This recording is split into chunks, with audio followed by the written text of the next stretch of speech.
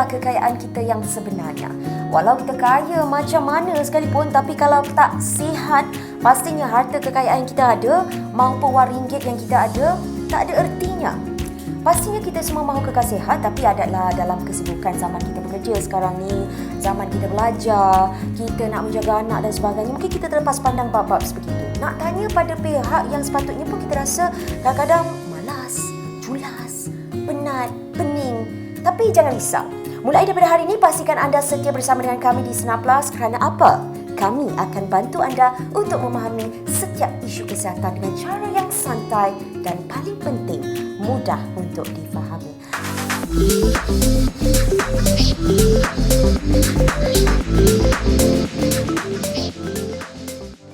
Hai semua, Assalamualaikum. Saya Juliana Ramli dan anda sedang menonton siri pertama DNA, Doktor dan Anda. Dan untuk siri ini kita akan bercakap berkenaan dengan SIS. Ia adalah perkara wanita rasa gusar. Kadang-kadang kita tak tahu nak tanya pada siapa ataupun pelbagai perkara yang kita fikirkan dalam fikiran kita. Tapi sebenarnya berapa ramai yang betul-betul faham apakah SIS itu sebenarnya? Dan untuk menjawab segala pertanyaan dan persoalan yang bermain di fikiran anda, bersama dengan kita ada Dr. Haslinda binti Muhammad Daud, iaitu pakar obstetrik dan ginekologi ONG Pantai Hospital Ampang. Hello doktor. Hai, hello Ju. Apa khabar doktor? Khabar baik. Alhamdulillah, itu yang kita nak dengar sebenarnya doktor. Okey, ramai yang kata SIS ni ada satu penyakit yang digeruni oleh wanita.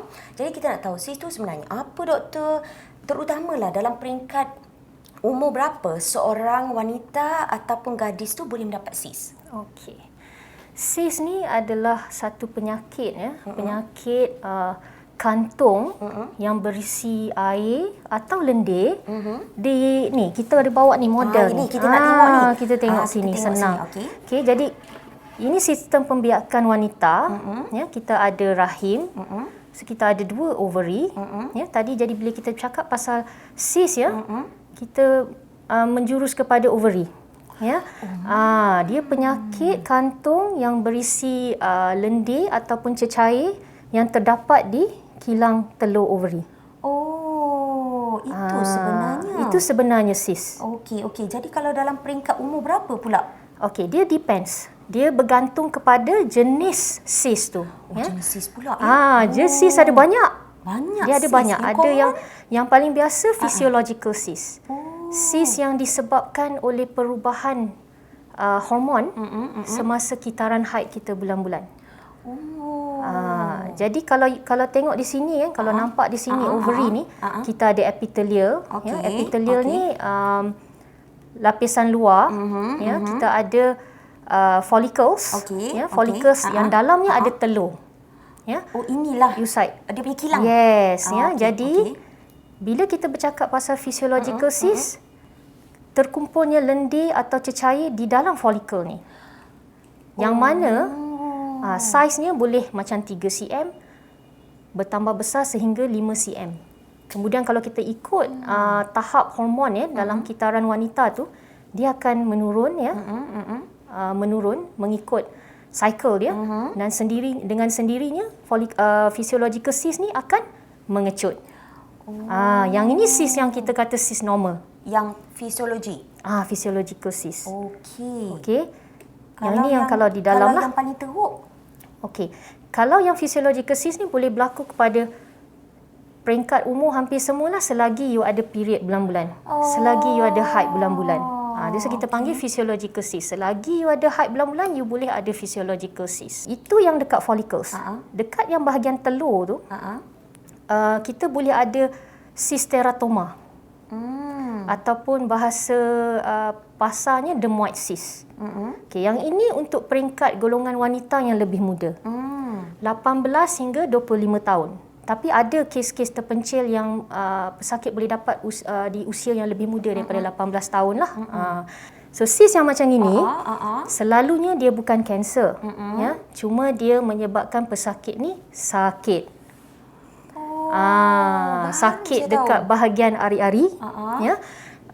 Yang makin lama orang kata makin meningkatlah sakitnya. Macam segugut. Dia boleh senggugut ataupun sakit di luar waktu period. Yang itu teratoma, ada banyak lagi. Wah, kita nak pergi pada common je dulu. Okey, baru kita pergi dalam. Jadi wanita-wanita yang berdepan dengan masalah haid yang tak teratur adalah orang yang paling berpotensi mendapat sis. Betul ataupun tidak? Okey. Yang ini ada banyak salah faham Salah faham. Tu kita nak tahu. Dia kalau ovarian cyst ni kebanyakan pesakit tidak ada simptom. Okey. Simptom dia sangat sama. Tanda-tanda dia sangat sama. Tapi betul kalau kata tiba-tiba dia punya kitaran haidnya berubah Contohnya macam alirannya lebih banyak lebih panjang ataupun ada senggugut ataupun waktu di antara periodnya tu ada keluar haid lagi yang ini maksudnya di antara period tu maksud doktor sepatutnya waktu bersih. Dia ada macam tak habis lagi. Kalau waktu bersih lepas tu tiba-tiba ada keluar pendarahan dari faraj Yang ini adalah tanda-tanda yang pesakit wanita mesti mendapatkan pemeriksaan daripada doktor lah. Maknanya dia adalah kelompok yang berisiko untuk dapat sis. Yes. Ini kalau kita bercakap pasal kitaran haid, tapi kebanyakannya kitaran haidnya normal. Mungkin dia ada sakit, sakit senggugut ataupun sakit di ari-ari, rasa sekak, rasa macam penuh, dekat bahagian tu rasa macam berangin, perut berangin. Dia punya tanda-tanda dia memang sama. Okey. Berbalik pada haid tidak teratur ataupun kadang-kadang langsung tidak ada haid berbulan-bulan, yang itu lebih kepada polycystic ovarian syndrome.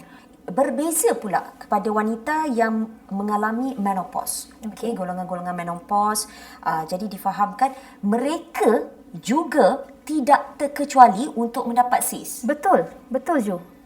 Saya ingat macam doktor kata bila kita dah ada period dan kita boleh sebab kita ada pelbagai jenis sis.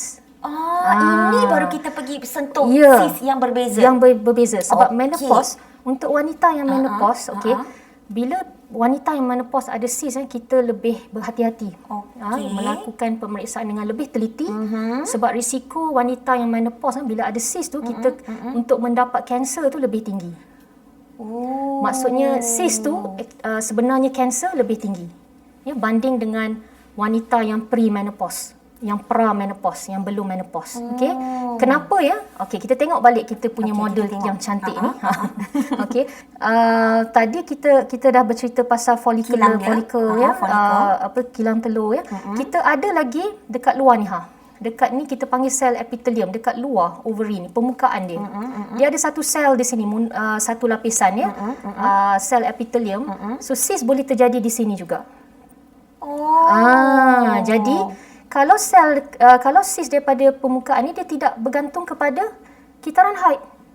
Itu sebablah orang yang wanita yang dah menopause masih boleh ada sis lagi. Dan sisnya perlu diperiksa dengan lebih teliti disebabkan risiko kanser yang saya sebut tadi.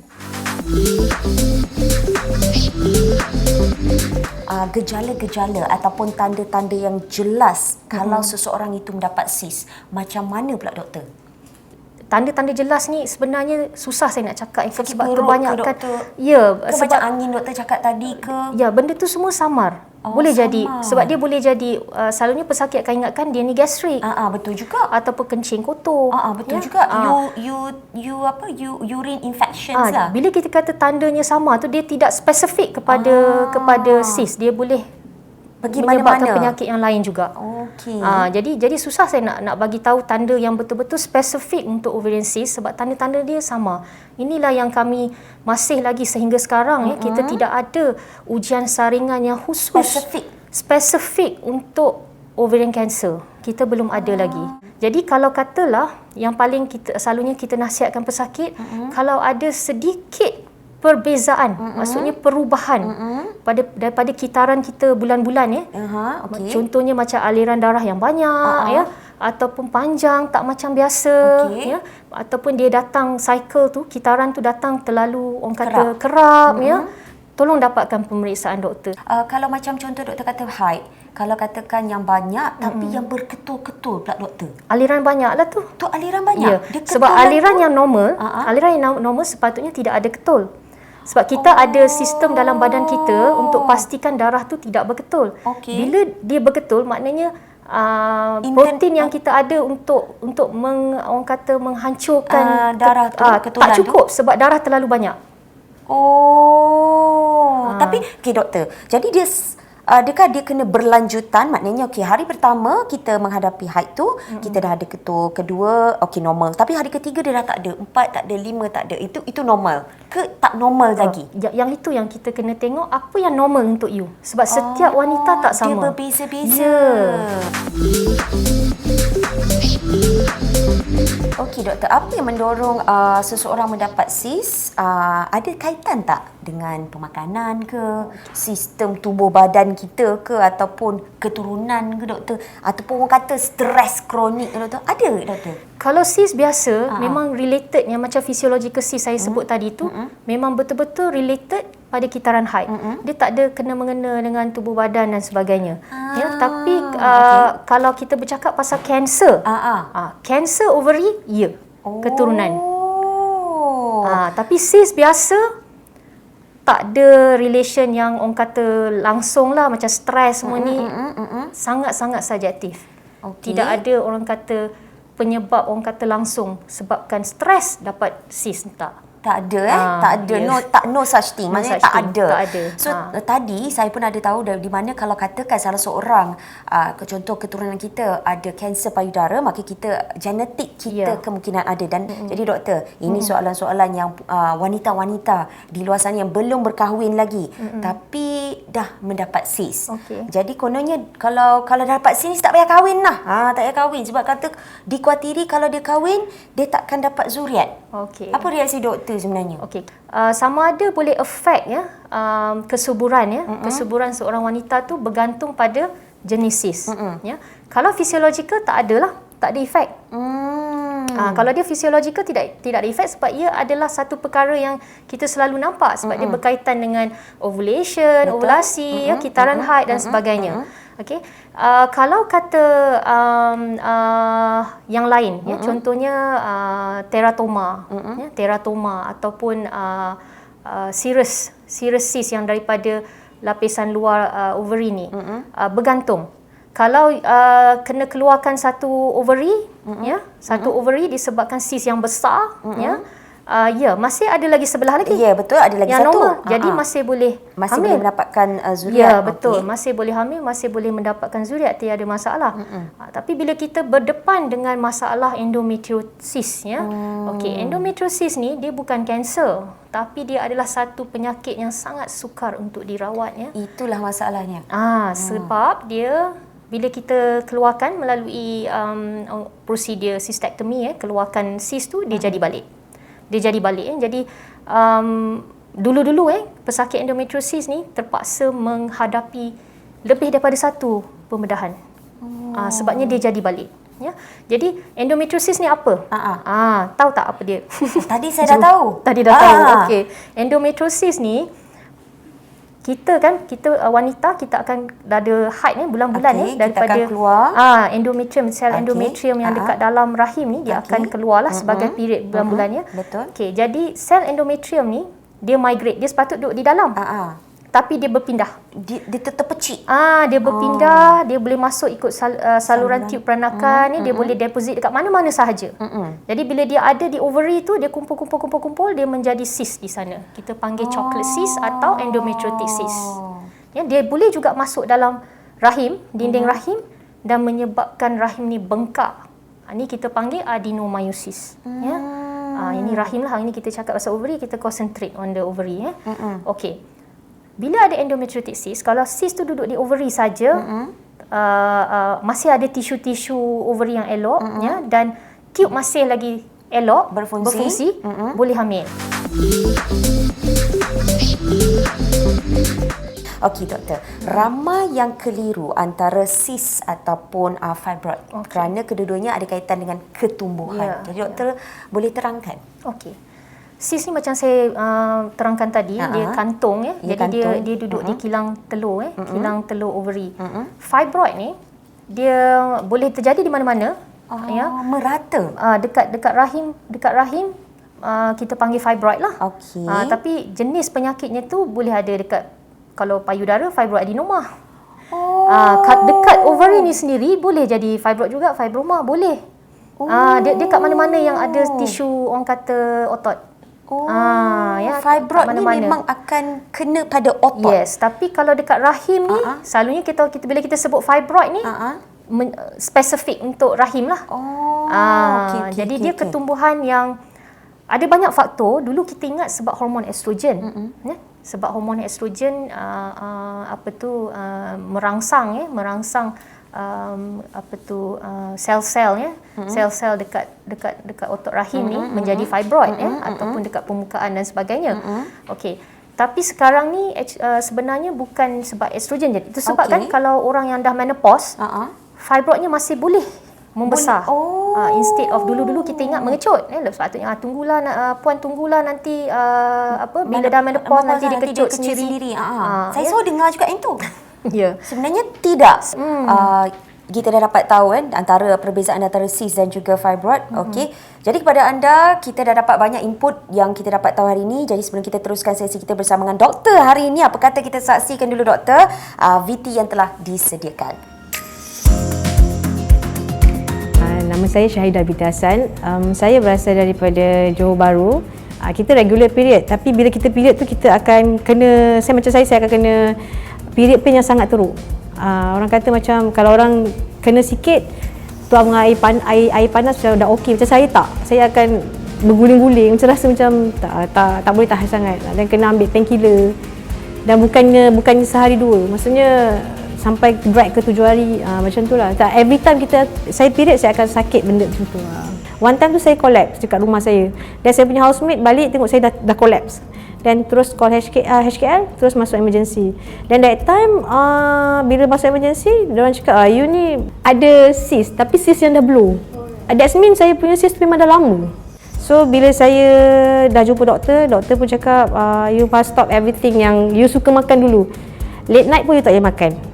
Apa-apa yang penting kita tak boleh makan benda-benda yang tak sihat lah selalunya. Go for the healthy food lah. Dan lifestyle of course lah, you kena sihat lah.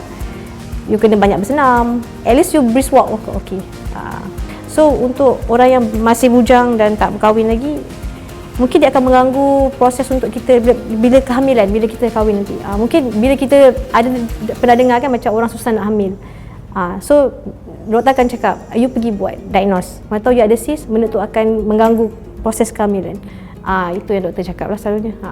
Actually benda-benda yang berkaitan dengan penyakit wanita ni, kita kena ada kesedaran sendirilah. Sebab benda ni kita tak tahu dia punya efek dia macam mana, tahap dia macam mana. Macam saya masih baiklah sebab dia pecah dan dia tak jadi apa. Kalau misalnya you rasa something wrong dekat you punya perut, better pergilah jumpa dengan pakar puan. Sebab kita tak tahu. Kita tahu apa yang dalam perut kita. Mungkin kita ada cyst, kita boleh nasib baik. Kalau ada kanser,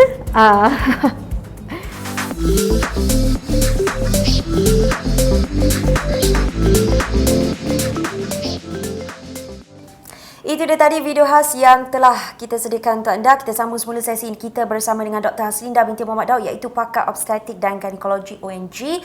Jadi doktor, adakah cyst boleh melarat sehingga menjadi kanser?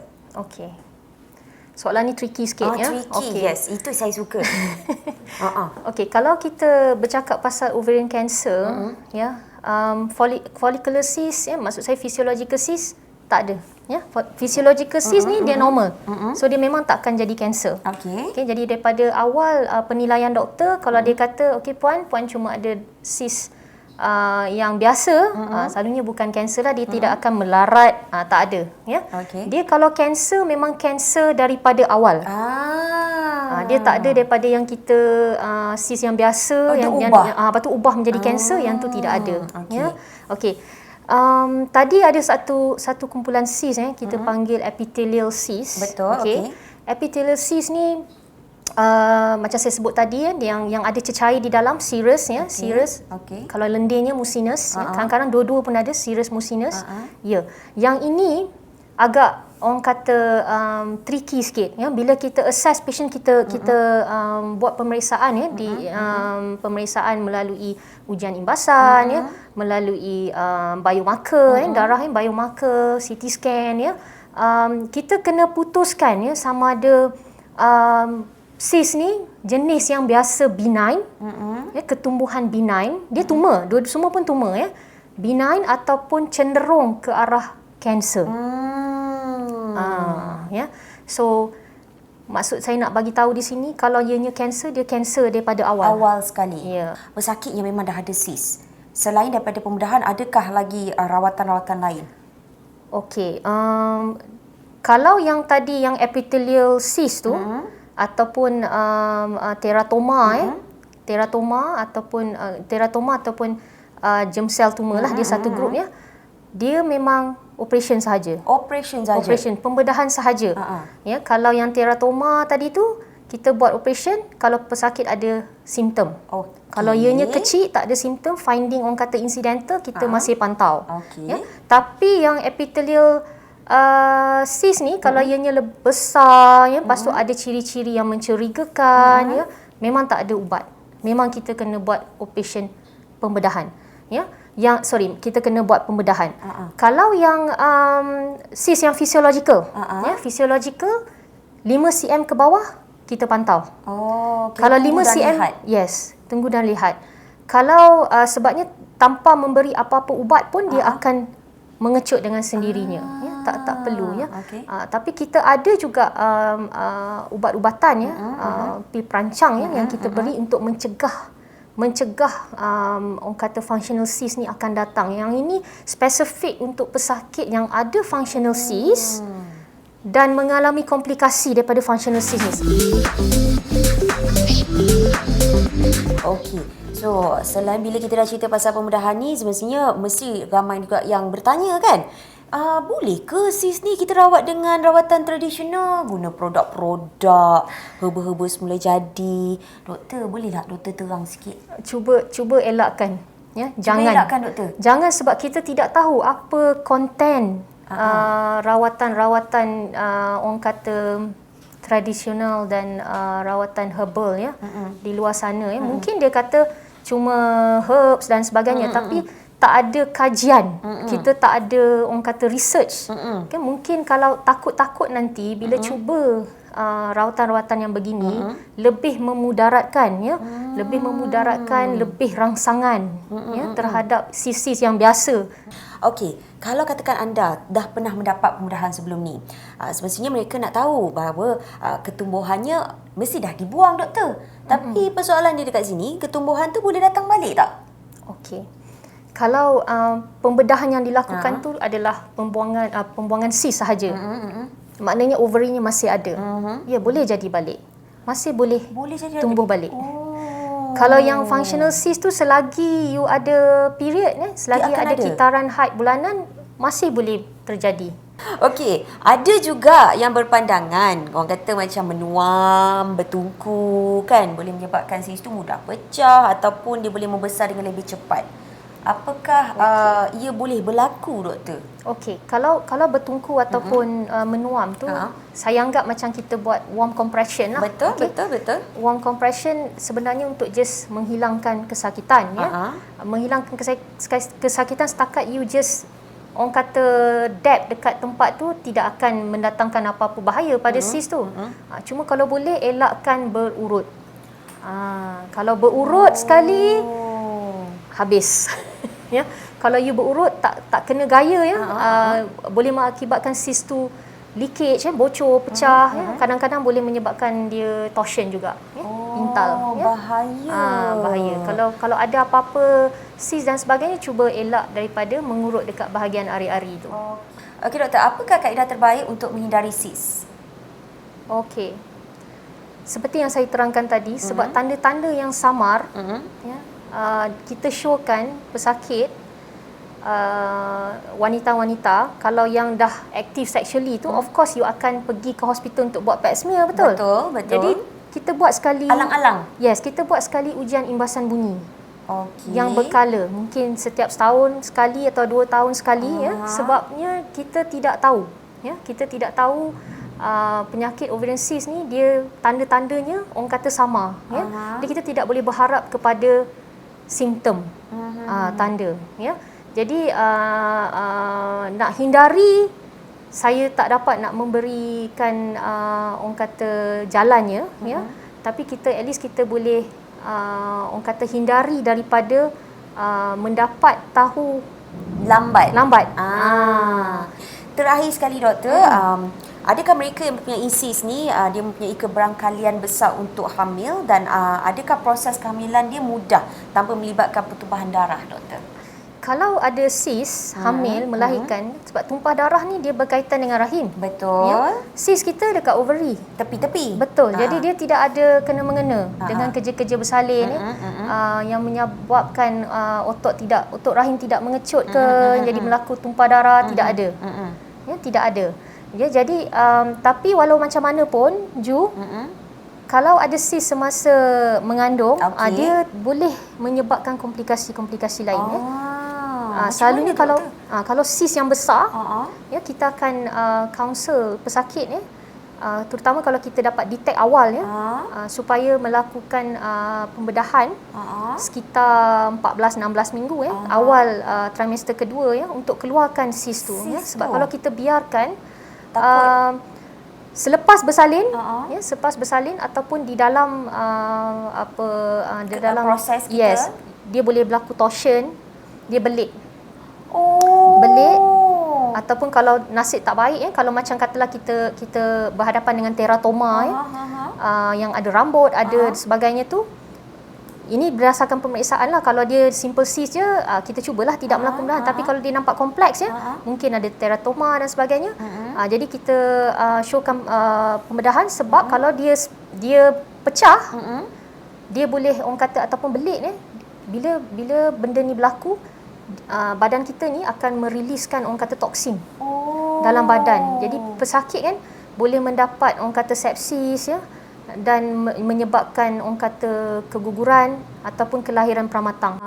Terima kasih doktor. Dengan apa yang dah pun dijelaskan oleh Dr. Haslinda hari ini, diharapkan kita semua faham lebih lagi mengenai dengan cyst dan dapat kita praktikkan input-input yang telah dikongsikan oleh doktor untuk hari ini. Ingat, setiap jika anda mempunyai sebarang isu ataupun persoalan berkaitan dengan kesihatan, jangan malu, jangan ragu. Orang kata jumpa dengan doktor ataupun pakar-pakar perubatan yang berdekatan dengan anda. Dan kepada anda yang menonton ni, jangan lupa share kita punya siri DNA kita ni. Like, follow, subscribe ke semua platform Sina Plus. Dan terima kasih saya nak ucapkan kepada Dr. Haslinda binti Muhammad Daud dan juga Pantai Hospital Ampang. Saya Juliana Ramli dan jumpa lagi dalam siri yang akan datang. Assalamualaikum. Bye.